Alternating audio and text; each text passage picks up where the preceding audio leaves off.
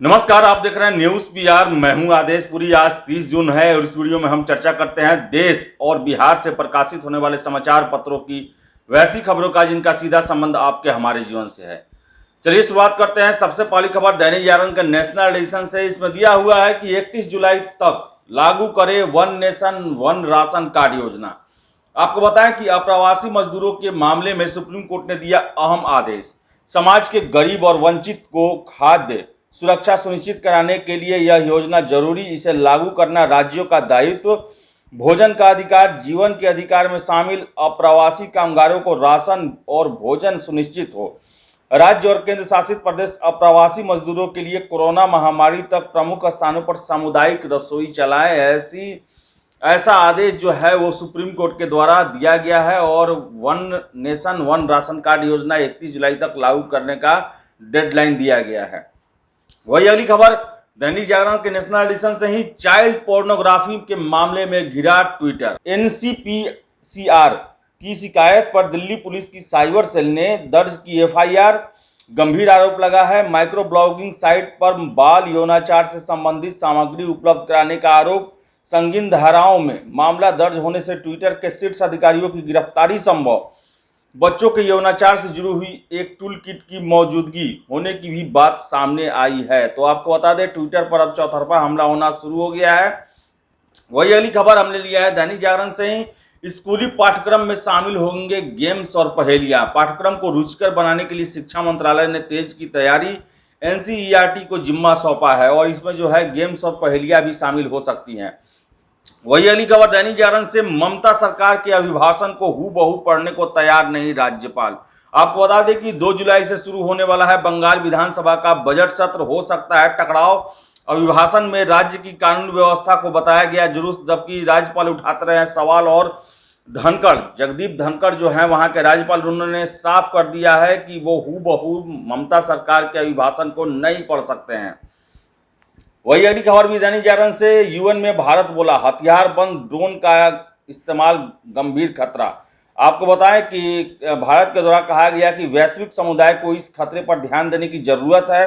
आतंकियों पर कार्रवाई के लिए पाकिस्तान पर दबाव बनाने की जरूरत है। ड्रोन हमले के बाद पंजाब में अलर्ट, डीजीपी ने बैठक की। वही एयरफोर्स स्टेशन पर जम्मू पहुंची दिल्ली पुलिस की स्पेशल सेल टीम। आपको बताएं कि यूएन में भी भारत ने इस मुद्दा को काफी मजबूती से उठाया है। वही अगली खबर भी दैनिक जागरण के नेशनल एडिशन से। दूसरी लहर में 102 दिन बाद सबसे कम मामले। आपको बता दें कि पिछले 24 घंटे में 37,566 मामले दर्ज किए गए हैं और कुल सक्रिय जो है अब 5,52,659 लोग हैं। और वही 24 घंटे में 52,79,000 टीकाकरण किया गया है।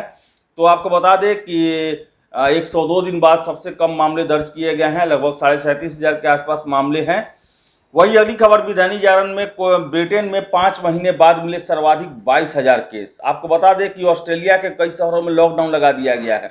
ब्रिटेन में कोरोना महामारी का लहर फिर से बढ़ने लगा है। इस बार कोरोना का डेल्टा वेरिएंट कारण बना है और देश में 5 महीने बीते 24 घंटे में 22,868 नए मामले दर्ज किए गए हैं। तो वही अगली खबर जनसत्ता से। मॉडर्ना के टीके को भारत में आपात उपयोग को मंजूरी मिल गई है। देश में अब कोरोना रोधी टीकों की संख्या 4 हो गई है। कोविशील्ड, कोवैक्सीन और स्पुतनिक के बाद मॉडर्ना टीके भी अब उपलब्ध रहेगी और इसका भी टीकाकरण किया जाएगा। वही अगली खबर भी हमने लिया जनसत्ता से। जम्मू में ड्रोन हमले की जांच एनआईए के जिम्मे दिया गया है। आपको बता दें कि जम्मू हवाई अड्डा परिसर में स्थित वायुसेना स्टेशन पर हुए ड्रोन हमले की जांच मंगलवार को राष्ट्रीय अन्वेषण अभिकरण यानी कि एनआईए को सौंप दिया गया है। वही अगली खबर भी जनसत्ता से। कोविशील्ड की खुराक में लंबे अंतराल से फायदा।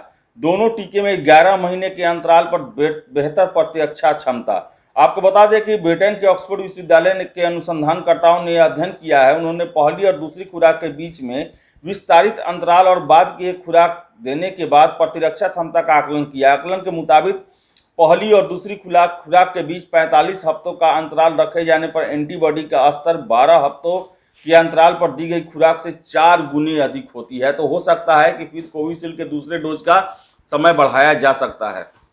वही अगली खबर भी जनसत्ता से हमने लिया। इसमें दिया है कि गर्भवती महिलाओं के टीकाकरण संबंधी दिशा निर्देश जारी। आपको बता दें कि केंद्रीय स्वास्थ्य मंत्रालय ने गर्भवती महिलाओं को कोरोना रोधी टीके के महत्व और उनसे जुड़ी सावधानियों के बारे में परामर्श देने के लिए अग्रिम मोर्चे के कर्मियों और टीकाकरण करने वाले का मार्गदर्शन करने के उद्देश्य से एक तथ्य पत्र तैयार किया है, ताकि महिलाओं को पूरी जानकारी हासिल होने के बाद टीकाकरण कराया जा सके। वही अगली खबर हमने लिया है प्रभात खबर से, और ये खबर जो है पटना के सभी प्रमुख अखबारों में छपा हुआ है। पल्लवी राज कंस्ट्रक्शन के सारे बैंक अकाउंट डिफ्रीज होंगे। ट्रिब्यूनल ने रेरा के अंतरिम आदेश को किया निरस्त। आपको बता दें कि मशहूर रियल एस्टेट कंपनी पल्लवी राज कंस्ट्रक्शन के हक में रेरा ट्रिब्यूनल ने बड़ा फैसला दिया है। साथ ही रियल एस्टेट नियामक प्राधिकरण को ट्रिब्यूनल ने कड़ी फटकार लगाई है। ट्रिब्यूनल ने पल्लवी राज कंस्ट्रक्शन के सारे बैंक अकाउंट डिफ्रीज करने का निर्देश जारी करते हुए रेरा के अंतरिम आदेश को भी निरस्त कर दिया है। ज्ञात हो कि पल्लवी राज कंस्ट्रक्शन के गोवा सिटी प्रोजेक्ट पर स्वतः संज्ञान लेते हुए रेरा ने कंपनी के सारे बैंक अकाउंट को फ्रीज कर दिया था। साथ ही गतिविधियों पर भी रोक लगा दी थी, जिस पर कंपनी के सीएमडी संजीव श्रीवास्तव ने कड़ी आपत्ति जताते हुए ट्रिब्यूनल में रेरा के खिलाफ अपील दायर कर रखी थी। मामले पर चली सुनवाई के दौरान रेरा को ट्रिब्यूनल ने कड़ी फटकार लगाते हुए पूछा कि 2 साल से रजिस्ट्रेशन के लिए दिए गए प्रोजेक्ट पर अब तक कोई निर्णय क्यों नहीं लिया जा सका। ट्रिब्यूनल ने आगे कहा कि रेरा की पहली जिम्मेवारी प्रोजेक्ट के लिए दिए गए आवेदन पर जांच पड़ताल के बाद तुरंत पंजीकरण देना है या फिर उचित कारण बताते हुए उसे रिजेक्ट करना है, लेकिन इस मामले में रेरा की लापरवाही खुलकर सामने आई है। इन सभी बिंदुओं को केंद्र में रखते हुए ट्रिब्यूनल ने 9 पेज के जजमेंट में पल्लवी राज कंस्ट्रक्शन को तुरंत रजिस्ट्रेशन देने का निर्देश दिया है। वही अगली खबर हमने लिया है प्रभात खबर से ही, जिसमें दिया हुआ है कि एएसपी ऑपरेशन के पद जो होंगे समाप्त। राज्य के 6 जिले नक्सल मुक्त होने के बाद अब पैरामिलिट्री फोर्स की संख्या कम की जाएगी। आपको बता दें कि पिछले दिनों ही समीक्षा हुई, इसमें 6 जो जिले हैं उन्हें नक्सल मुक्त करार दिया गया और उसके बाद जो है यहाँ से एएसपी ऑपरेशन का पद अब समाप्त किया जाएगा।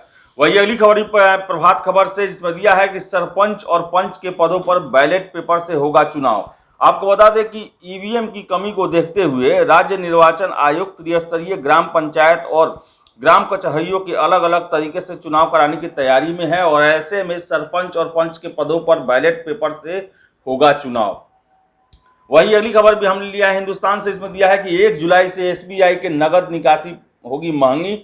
आपको बता दें कि 1 जुलाई से नया महीना शुरू हो रहा है और नए महीने में शुरू होने के साथ ही बैंकिंग, टीडीएस लाइसेंस से लेकर कैश निकालने तक के नियमों में कई बड़े बदलाव हो रहे हैं, जिनका सीधा असर आपके जीवन पर पड़ने वाला है।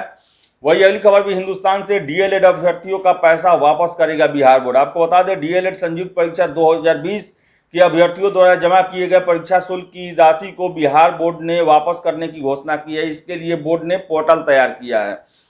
वही अगली खबर भी हिंदुस्तान से, बीपीएससी 65वीं के मुख्य परीक्षा का रिजल्ट आ जाएगा। आपको बता दें कि आज देर शाम तक 65वीं मुख्य परीक्षा का रिजल्ट घोषित किया जा सकता है आयोग के द्वारा।